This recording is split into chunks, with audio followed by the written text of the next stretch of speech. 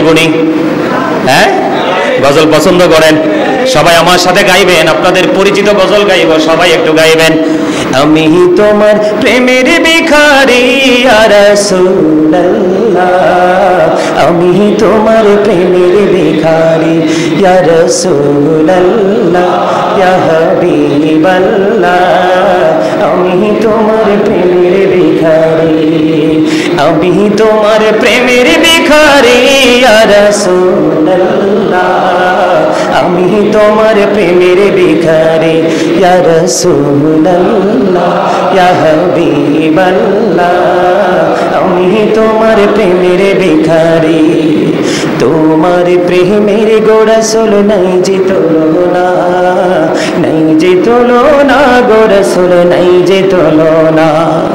তোমার প্রেমের গো রাসূল নাই যে তুলনা, নাই যে তুলনা গো রাসূল, নাই যে তুলনা।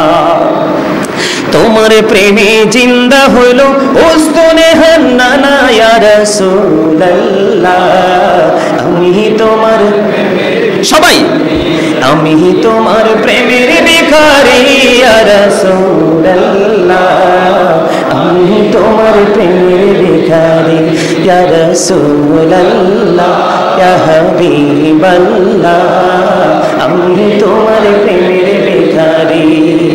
তোমার প্রেমেতে আমার কলি জায়াঙ্গার, কলি জায়াঙ্গার গো রাসূল, কলি জায়াঙ্গার।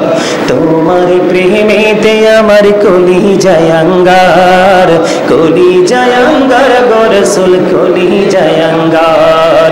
দেখা দিয়া শান্ত করো সাকিয়ে কৌসার ইয়া রাসূলুল্লাহ, আমি তোমার প্রেমের ভিখারি ইয়া রাসূলুল্লাহ, ইয়া হাবিবাল্লাহ, আমি তোমার প্রেমের ভিখারি, আমি তোমার প্রেমের ভিখারি ইয়া রাসূলুল্লাহ, আমি তোমার প্রেমের ভিখারি। মারহাবা।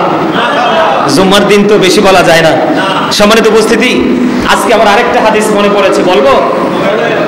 আমার নবীজি যখন মসজিদে নববীর মধ্যে মিম্বর হয়েছিল, মসজিদে নববীর মিম্বরে দাঁড়িয়ে আজকে আমি যেইভাবে নবীজির শান গেয়েছি, ঠিক তৎকালীন সময় আজ থেকে ১৫০০ বছর আগে হাসান ইবনে সাবিত রাদিয়াল্লাহু তাআলা আনহু এমনি ভাবে আমার নবীজির শান গেয়েছিলেন।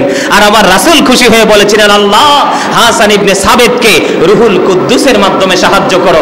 আওয়াজ তুলে বলেন না সুবহানাল্লাহ।